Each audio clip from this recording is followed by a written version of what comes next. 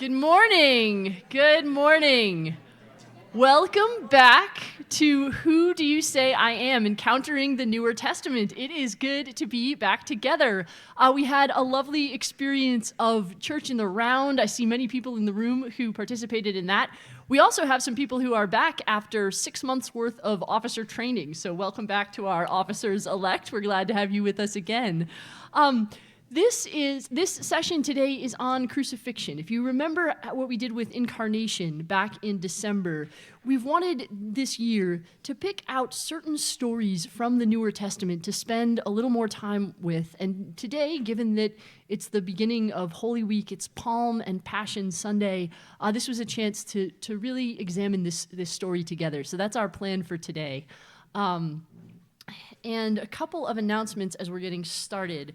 So the first is there's no scholar interview associated with this. We're actually done with scholar interviews for the year. Those are associated with when we study a particular book. So now that we've gone through all the books of the Newer Testament, we won't have scholar interviews anymore. We will still be keeping on the website. You'll be able to catch the past recordings of this class.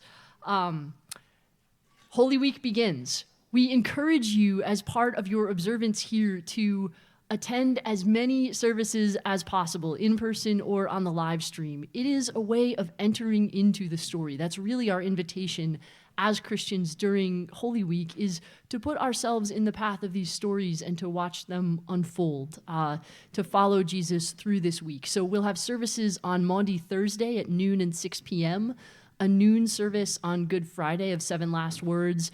On Holy Saturday, there'll be a quiet contemplative service at 9 a.m., and then on Easter Sunday, we'll have a gospel sunrise service at 7 a.m., and then Easter services at 9 and 11. Note the time change there, 9 and 11.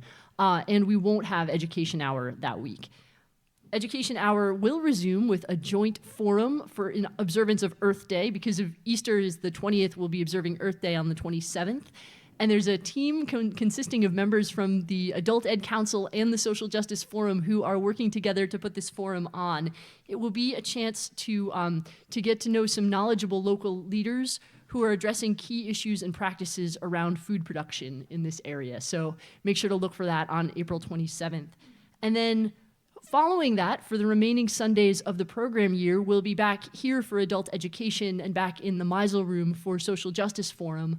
In adult education, we're going to be looking at 3 other places in that story that's told in the Newer Testament. We'll be taking a look at the resurrection story, the ascension and Pentecost stories, and then the story of the second coming. So that's our plan to get us through the rest of the program year in May, and that'll close out our program on Who Do You Say I Am? Encountering the Newer Testament.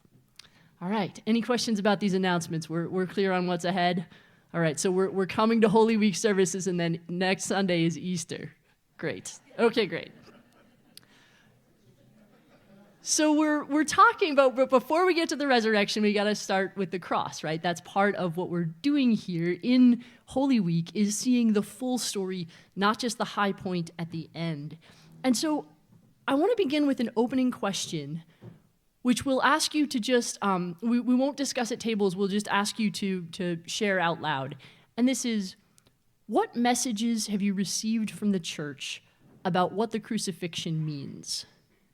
What's kind of the meaning of the crucifixion, not as a story, but as a doctrine? We've got Ken to run the mic. So, yes, I see Betty in the back.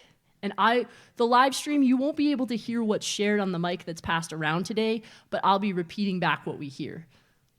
So I think John 3:16 comes to mind. It means that through his crucifixion and death and resurrection, we can be inheritors of salvation and eternal life. Sure. Yeah. So I heard Betty quoting from John 3:16 that through the crucifixion and the resurrection, you said we would become inheritors of eternal life. So the crucifixion was for us and for our salvation. Yeah. Okay. Go ahead, Dan. Blood sacrifice for sin.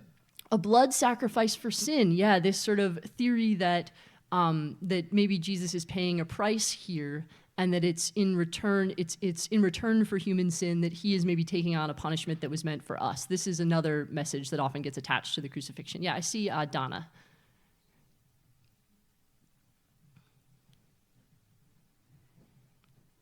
Going along with the previous gentleman's comment, it's to appease God's wrath. To appease the wrath of God. Yep, that also gets attached to crucifixion. Sure, and I think we saw Steve up here and then maybe Dwayne. To me, the crucifixion means it emphasizes the inclusivity. Jesus died on the cross for everyone without reservation. Okay, Steve is picking up on the inclusivity of the crucifixion. This is Jesus dying for everyone, not just for some. Yeah, and then Dwayne. Well, it's a symbol, but it's not just a symbol. It's a story. It's not just a story. It's a way of life. That is beautiful. Thank you, Dwayne. So Dwayne said, it's a symbol, but it's not just a symbol, it's a story. It's not just a story, it's a way of life. So there's a way in which we sometimes get so attached to the cross as a symbol that we forget both its reality and the narrative that it's embedded around, and then also the invitation, that way of life, that invitation to follow. Well, Dwayne, are there any other messages that people have received from the church about sort of what crucifixion means? One of the other ones that's pretty common is that this is a victory over death. So we've heard a little bit about this as sort of payment for sin, redemption for sin. One of the other main ways of understanding the crucifixion in Christian doctrine is as a way that Jesus conquered death, that he defeated the forces of death.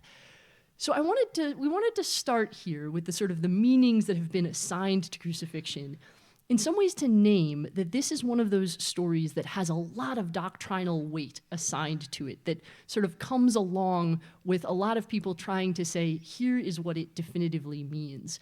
And we're going to take a slightly different approach today. We're going to step away from the sort of need to create explanations around the crucifixion to say, why did it happen? What does this mean? And we're really going to look at the story itself. And Dwayne, your comment there sort of foreshadowed this perfectly. I assure you that Dwayne is not a plant. But as you were saying that, because there's a passage I just want to pull up from a book that I enjoy called Finite and Infinite Games, A Vision of Life as Play and Possibility. And in this quote, the author distinguishes between explanation, sort of like what we've just been going through, and narrative or story.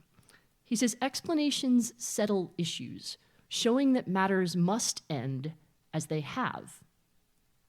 Narratives raise issues, showing that matters do not end as they must, but as they do. Explanation sets the need for further inquiry aside. Narrative invites us to rethink what we already knew. So that's going to be our invitation today, to enter into this narrative and do some rethinking about what we already knew. We'll return with a chance for some reflection at the end, but I'm now going to invite Matt to come up and take us through the narrative.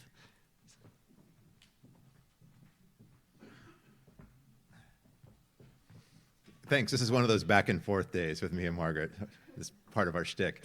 I had a teacher who once described, he was introducing the Gospels, and he was talking to, I think it was a congregation, and he said, what would you make of a story, of a biography, a story of somebody's life that spent most of its time talking about that person's death? And somebody said, it would sound like the author hasn't gotten over it, and which I think is a pretty good description of the crucifixion in Christian faith. As far back as we can tell, it's, the life of Jesus means a lot and is important, but the death and resurrection of Jesus is this part of the story that the church has been fussing with and worrying about, right? Their guy died, our guy died, and died in a horrific way. And so this is so deeply embedded in Christian consciousness from the very beginning, especially at a time when somebody who was crucified because they were deemed by the Romans to be an enemy of the state. So that makes it hard to sell your new religion in the religious marketplace. It's just fascinating that the church did not run away from this story, but has wrestled with it. So I want to talk a bit about the story, a bit about what we know about it historically. It shows up in all four Gospels. Those are the chapters, the general places where you can find it. But when we talk about the story, we're really talking about more than just the crucifixion alone. In many ways, our topic today is what theologians have referred to as the Passion. This doesn't mean passion in the sense of really strong feelings or something like that, or being passionate about something. The English word comes from the Greek word meaning to suffer, which then carried over into Latin to describe the suffering of Jesus. Basically, the story from more or less his arrest up until his burial. So from the perspective of time, how that gets mapped onto our own weeks, right? Thursday night after his final meal, I was reminded, by the way, Thursday, 6 o'clock is when the meal begins. 6:45 is the service online. For Thursday, up until the burial around sunset on Friday. That is what theologians often refer to as the Passion, right? The story of Jesus' suffering. So if you see me or hear me occasionally refer to the Passion, that's what I mean. I want to start with this, a little bit more back and forth. And we don't need the microphone for this one, I think, but Margaret's going to write these down. Who are the participants in the story as you remember it? Just feel free to shout out a name and I'll repeat it. Jesus is in the story, occupies a rather central role. Judas. Herod, Peter, I'm hearing. Pontius Pilate. Go, Margaret, go. Caiaphas. We'll get back to that. Ooh, Malchus. Extra credit for that one. I need some spelling help. C-A-I, yeah. C-A-I-A, that's close enough. You're missing a syllable, but yeah. Malchus, M-A-L-C-H-U-S. Roman soldiers. Two thieves, Barabbas. Good. Did somebody say the donkey? I love that. All right. Palm Sunday, we have he rides in on the donkey. Mary Magdalene. There's another Mary, Mary the mother of Jesus, there in John's gospel. Simon. Oh, Simon of Cyrene. Correct, right? The one who carries the cross. You got that? Beloved disciple.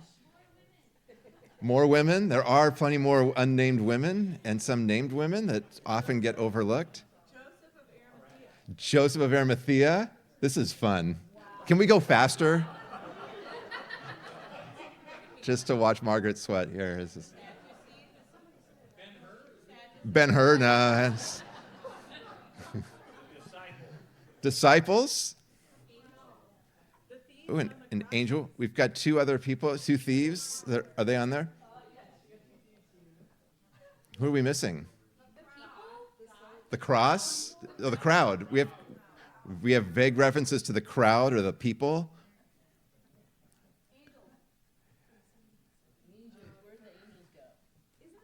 That'd be Easter. We can do that. We've got angels. We've got Barabbas. He's on there. Anybody else? Anybody have something obscure? Jesus' parent? Yeah, I think Mary, mother of Jesus. Oh, God, you mean? Good one. Good one. Things will happen. Matthew will describe an earthquake. We'll hear about the temple curtain being torn top to bottom. It doesn't say God did those things, but it would appear that might be a way where God is entering into the story, or at least reflected. The woman who accuses Peter. In some books, she's an enslaved girl who works for the high priest. The rooster, yes. The rooster who crows. Anybody know the name of the rooster? Okay. That's pretty good. Oh, look at that. All right. You've got soldiers. In particular, there's a centurion, right, in 3 Gospels who makes a confession after Jesus dies. What about Pilate's wife? Pilate's wife. Good. Matthew's Gospel has Mrs. Pilate. Was that in the back? I missed that. Sorry, this is... Anybody else yell anything out that I didn't hear? That's entirely possible. Yeah. The naked guy in the garden. There's, in Mark's gospel, we're told when Jesus is arrested that a young man runs away, basically runs out of his clothing and runs off naked. There's a first century streaker.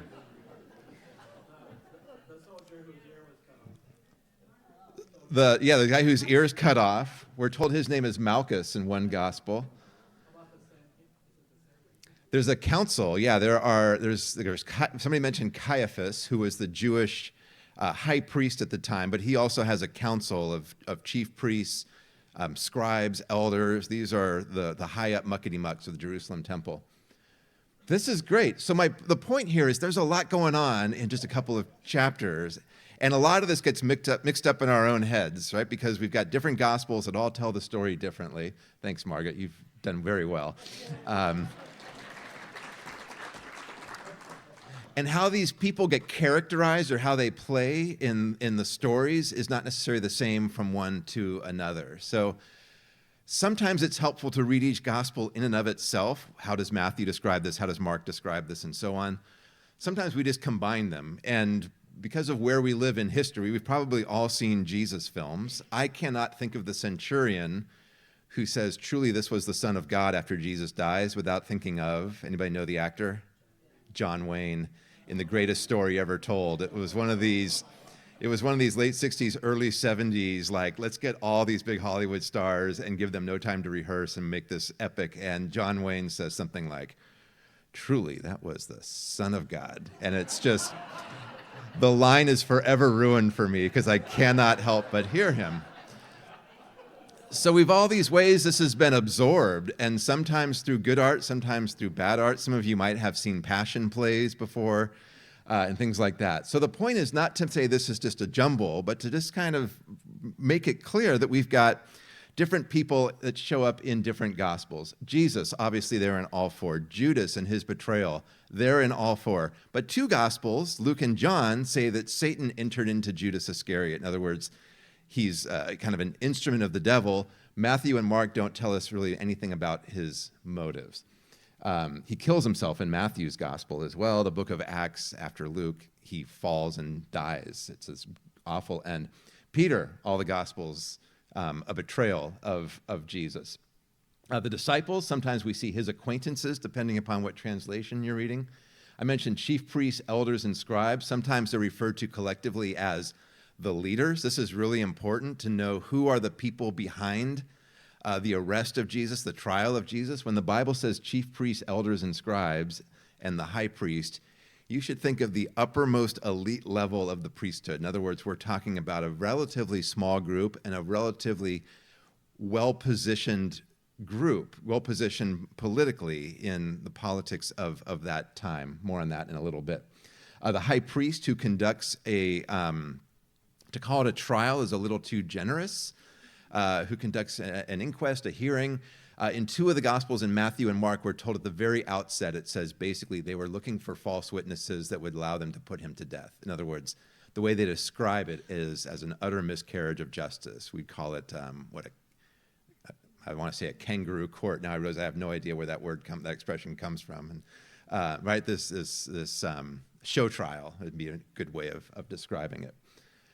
There are more. Pontius Pilate, they're in all four Gospels. He is the Roman prefect assigned to rule over Judea. He is essentially the emperor's representative there.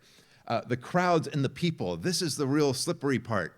If you're doing a Hollywood, epic, sometimes you will see, Pilate goes out on the balcony and gestures, what do I do with this man? And there's thousands of people all screaming, crucify him. Probably not that many people. This would be very erratic for somebody like Pilate to do something like that. But there are kind of random, ordinary people who are brought in.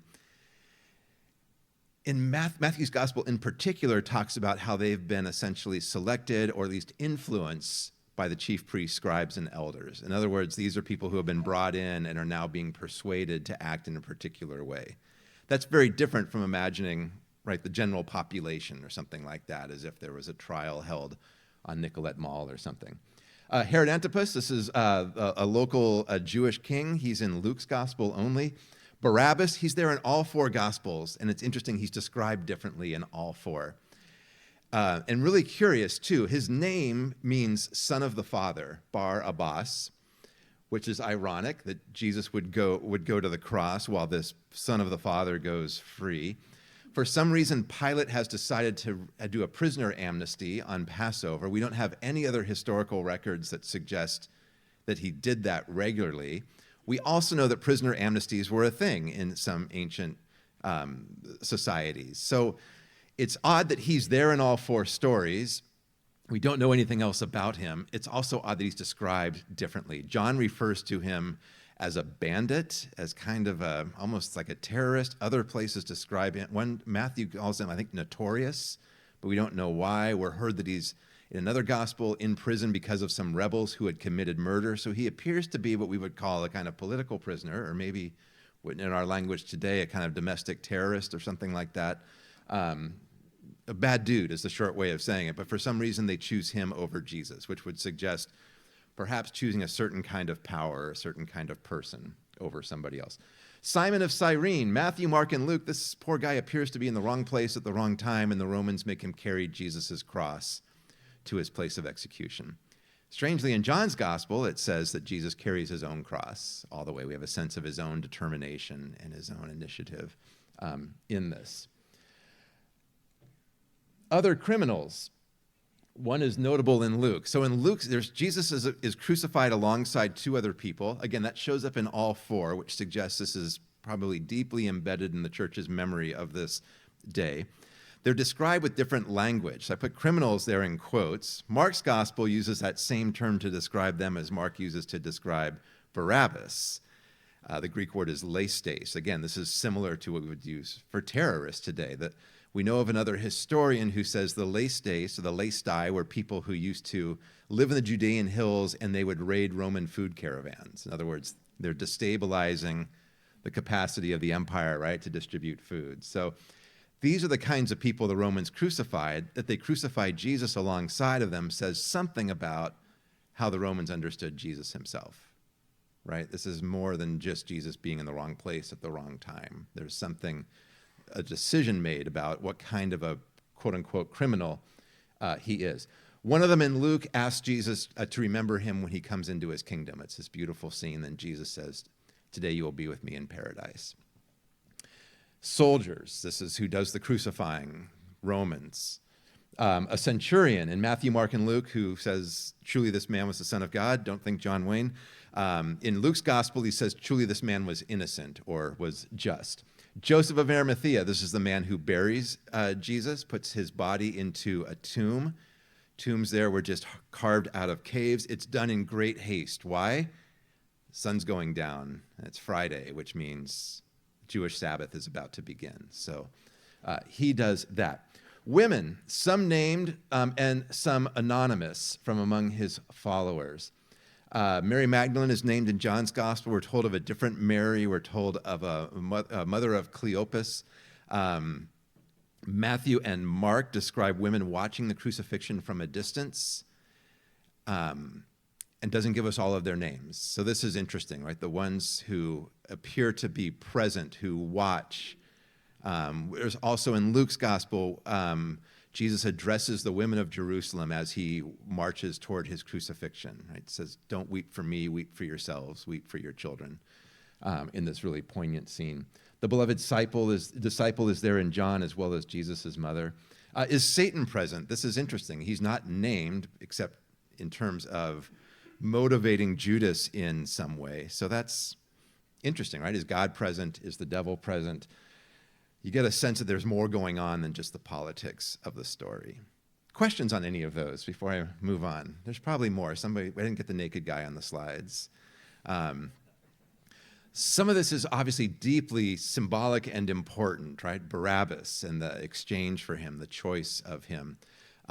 Pilate and Pilate's motivations. The fact that there are allies or friends of Jesus who are nearby. In Mark and Matthew, it says all of them deserted him and fled. In other words, all of his disciples run away at the arrest. Peter follows a little bit from a distance and then denies Jesus. We're told the women who witnessed the crucifixion watch from a distance. Why stay at a distance? They're probably taking names of the people who are coming to mourn those who are being crucified, right? There's a danger here that we don't want to forget about.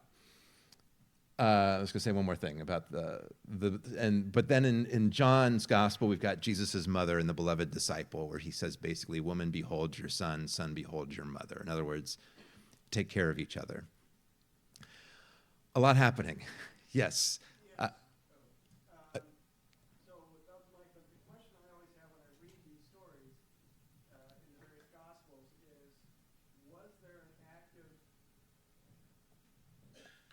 there an active Roman guard looking for the disciples, or was it just that, like you said, maybe they're just taking names and be warned by the Sanhedrin that we might come and get you, so that they didn't have to go in hiding, or were they in hiding? Yeah.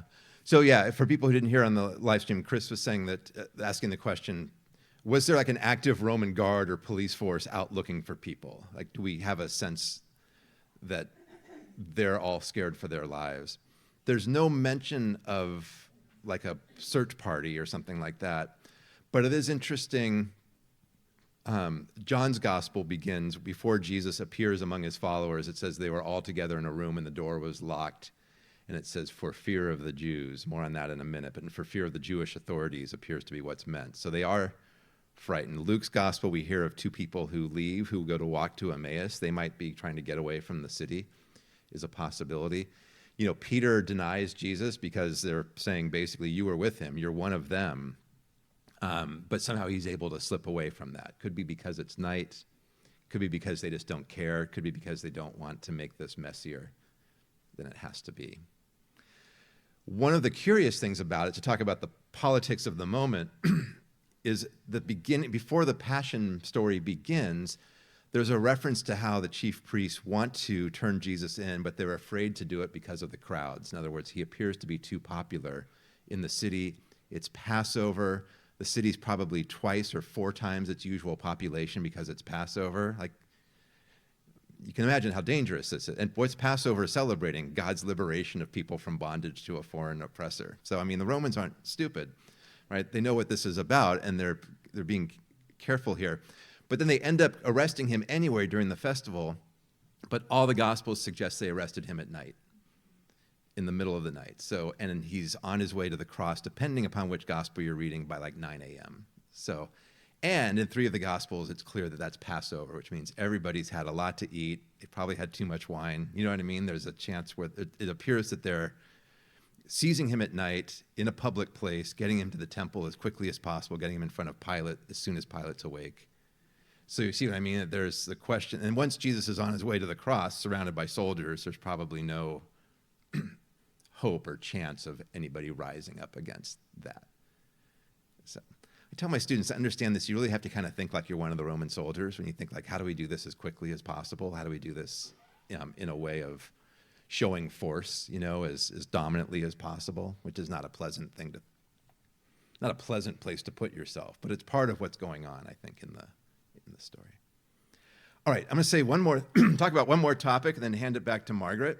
I missed anything? We good? All right. And just to talk about the way in which the story is told in the Gospels and how this connects to the church, and by church I mean all Christians everywhere, our history of anti-Judaism. And I've talked in the past about anti-Judaism, anti-Semitism. Those are related things, not exactly the same. But just to note, there are aspects of the way in which the story is told that have been received or used by the church over the centuries in ways to vilify Jews really of all places and all times. The most dangerous day to be Jewish in Europe in the Middle Ages was Good Friday. Right? People would come out of Good Friday services and burn down synagogues. Not everywhere, but it happened. And our Jewish neighbors know this history better than we know it. So they tend to be watching what Christians are saying and doing during Holy Week, and that's important for us to be aware of. But just 3 verses that kind of highlight some of the ways in which this story has been used. This is in John's Gospel. Pilate, from then on, tried to release him, but the Jews cried out. Which Jews? You have to read the whole story and get a sense. These are, again, this upper crust of Jewish leaders at this point. If you release this man, you are no friend of Caesar. Everyone who claims to be a king sets himself against Caesar. These are occupied people saying that. It's just interesting, right? How they're now kind of using Pilate's role against him. When Pilate heard these words, he brought Jesus outside and sat at the judge's bench at a place called the Stone Pavement, or in Hebrew, Gabbatha. It was the day of preparation for the Pentecost. It was about noon. He said to the Jews, "Here's your king." You have to imagine this with all sarcasm, right? I've just beaten this man, right? He's been tortured here in front of your eyes. This is what he looks like. This is your king. And what do they say? Away with him, crucify him. Pilate answered them, "Shall I crucify your king?" The chief priests answered, "We have no king but Caesar." Just like a stunning thing for them to say in this moment. So this has often been taken to say Pilate was just a good guy who found himself painted into a corner, couldn't do the right thing. They forced him to crucify Jesus. More on that in a minute, but that's how this passage has been taken at times. Matthew's version. So when Pilate saw that he could do nothing, but rather that a riot was beginning, in other words, Matthew's, and that's just, I don't think that's a great translation, but anyway, that's another story. He took some water and washed his hands before the crowd, saying, "I am innocent of this man's blood. See to it yourselves." Which is crazy. Pilate is the most powerful Roman in the entire region, and his sole job is to represent the emperor and the emperor's interests. So for him to be like, "Yeah, I'm not going to get involved in this." Then the people as a whole answered, "His blood be on us and on our children." It's been taken as a kind of forever collective guilt that the church has stuck onto Jews. Matthew's gospel. In Matthew's gospel, there are guards placed at the tomb when the angel comes, off the right of the screen, angels, Easter morning. The guards become like dead men, and then we're told that this happens. While they were going, some of the guard went into the city and told the chief priests everything that had happened. After the priests had assembled with the elders, they devised a plan to give a large sum of money to the soldiers, telling them, "You must say, 'His disciples came by night and stole him away while we were asleep.' If this comes to the governor's ears, we will satisfy him and keep you out of trouble." So they took the money and did as they were directed. And this story is still told among the Judeans to this day. This is a translation in this new NRSV translation. Jews is a much better translation here of what's going on. So Matthew's suggesting, right, all the Jews seem to know, all the Jews are perpetuating this lie. Notice some familiar anti-Semitic tropes in here as well, right? We control the politicians, right? We've got the money. I mean, you can see how a passage like this has been used mixed with other stereotypes over the years to become really dangerous. What do we do about that? What do we do when our story has all of these passages that might have been misunderstood or that might have been used as fuel for long-standing anti-Jewish rhetoric? Well, we confess it and we talk about it. The Roman Catholic Church has done some remarkably good work in this since the Second World War. So just a couple of brief quotations here from a document from Vatican II. "The Jewish authorities and those who followed their lead pressed for the death of Christ. Still, what happened in his passion cannot be charged against all the Jews without distinction, then alive, nor against the Jews of today." There's more in this document about kind of interfaith cooperation and understanding. The U.S. Conference of Catholic Bishops, 1975, correctly viewed the disappearance of the charge of collective guilt of Jews. They needed an editor here.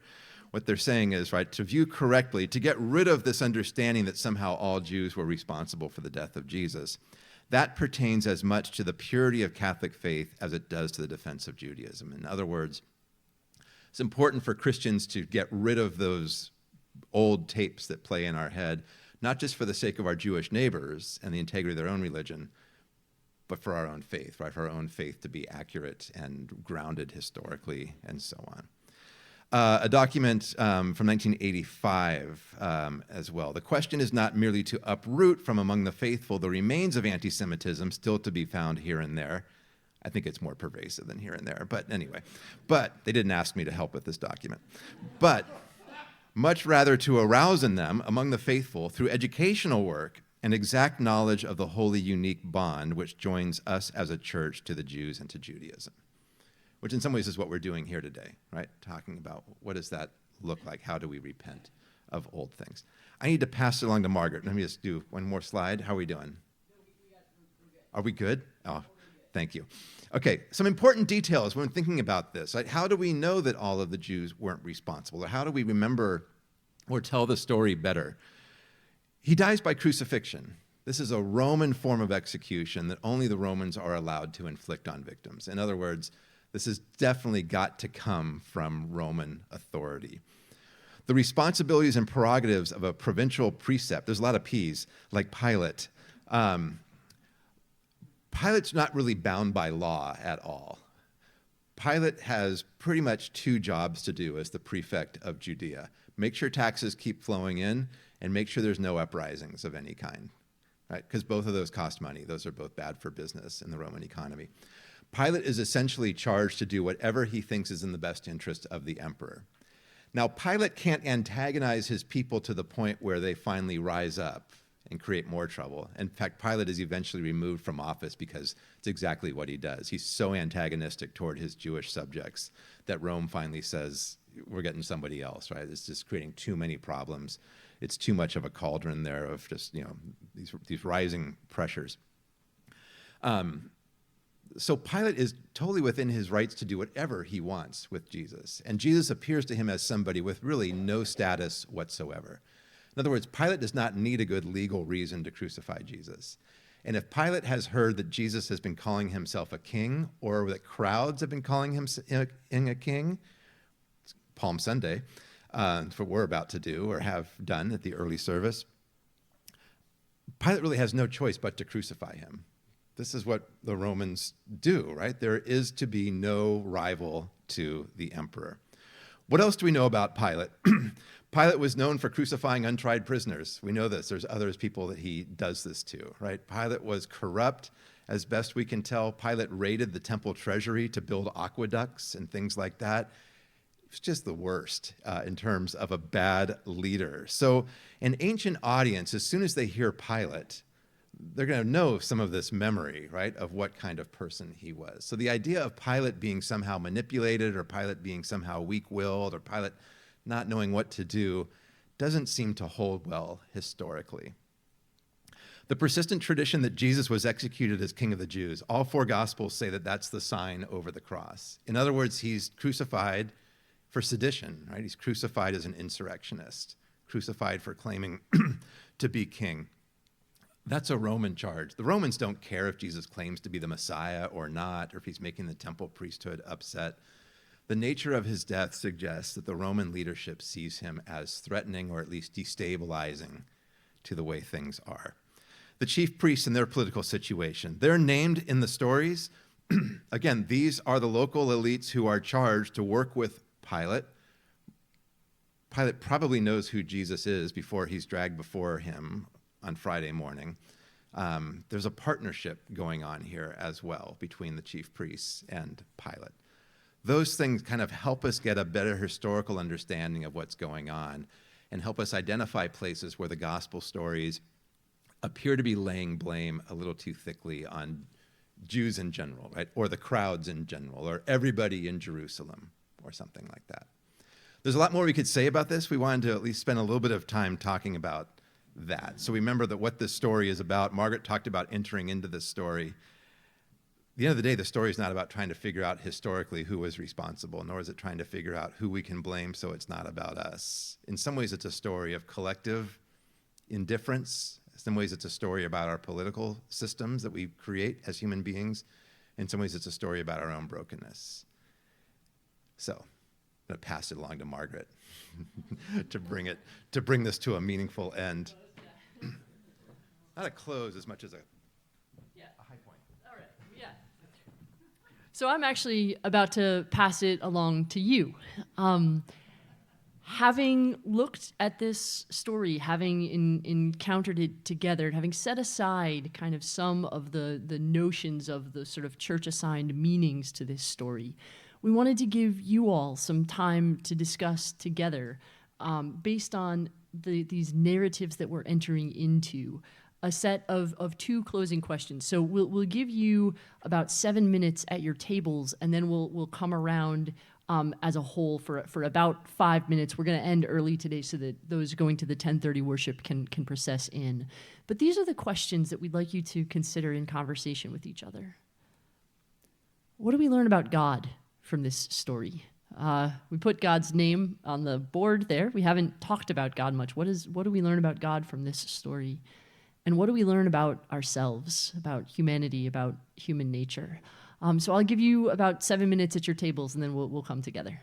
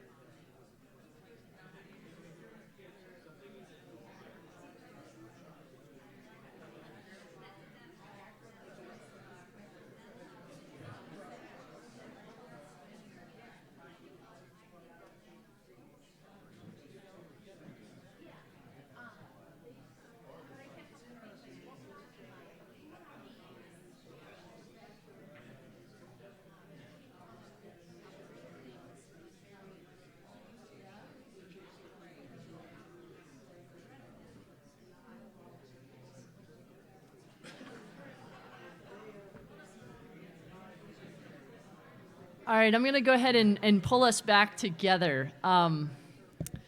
Hearing lively discussion around our tables. So we've got Ken with the mic. Anybody want to share with the fuller group thoughts on these questions? Yes, I see Jim up here. I doubt if any of us in this room have used sacrificing animals as a way to appease or to deal with God. Sure. If we didn't have the Jewish background in which this action all takes place, yes, Roman context too, but Jewish, if we did not have that Jewish concept of sacrifice, would we have had Jesus' death understood as a sacrifice for sin? Sure. Yeah. What are sort of the scriptural roots for that understanding? Where does that line up with some of the sacrificial practices? I believe in John's gospel, is this right, Matt, that Jesus kind of is the sacrificial lamb based on the timing of the crucifixion relative to the Passover? Not so much in Matthew, Mark, and Luke, but it's at a different day. And so Jesus himself kind of is the lamb in John's gospel. And for this sense, there's also other layers that are added later on by the church. It doesn't just come out of sort of mapping on Jewish sacrificial understandings of what does atonement mean. This also develops some later sort of medieval, Matt and I were just talking about this medieval sort of transactional language for what that means. But yeah, that's a great question. What do the other narratives that we're steep in sort of contribute to how these doctrines developed? And the church followed the sacrificial motif. The church sort of looking at yep, absolutely. I see, is that Roxanne in the back? Oh, Matt's got the mic, yes. I just want to say the Passover lamb is not a sacrifice for sin in Judaism. So that's also interesting how that's been. Right, yeah. So what is the lamb doing at the Passover? It's keeping the angel of death away. Oh, interesting. Okay. So not a sort of atonement sacrifice, but a sort of keeping the angel of death from getting the firstborn. Yeah, interesting. Okay.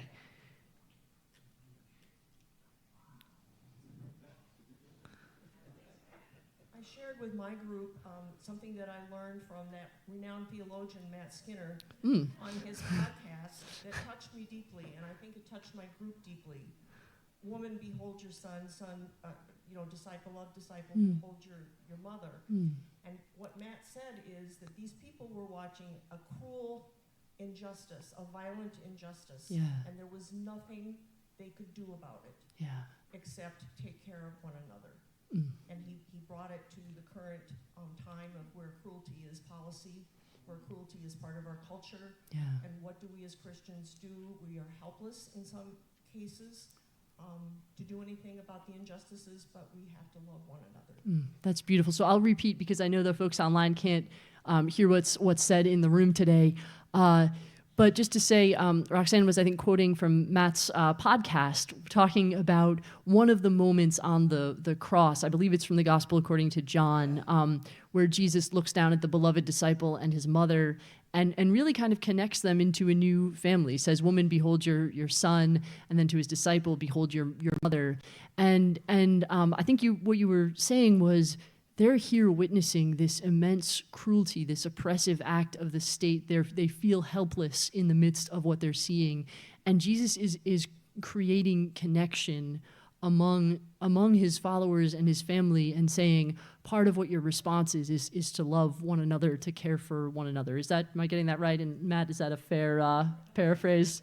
Okay, great. Other thoughts and I love that. That's sort of who are we to be? That's beautiful. Other observations or thoughts? Yes, I think. Our group was small, but we talked about God not really intervening in what goes on earth. We have to take care of what goes on earth, and it's hard because it's human nature to follow the crowd. It's fun to follow the crowd, and it's safer to follow the crowd. Yeah, so I heard from Tina in the back, where's God in this story? We don't see God intervening. God doesn't put a stop to the crucifixion. and also about human nature. It's our nature to kind of follow the crowd. The crowd's not intervening either, they're bystanders. And so how do we understand ourselves in this story? What's our call to sort of stand apart? But that question of where is God in this story, I mean, we do hear Jesus asking that from the cross, my God, why have you forsaken me? That's in some of the crucifixion accounts. Yeah. Any other thoughts here? Okay.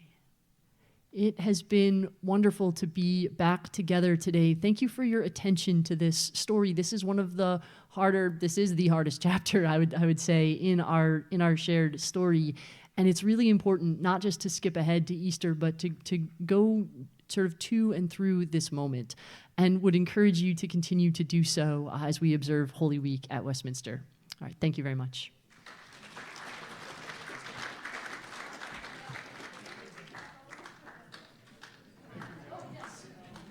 Palm procession. If you haven't had a chance yet, if you're going to 10:30, we'll go out to the Upper Plaza at 10:15, which is in 8 minutes, and we'll process in together. Okay, that's right outside those doors out there. Thank you, Claire.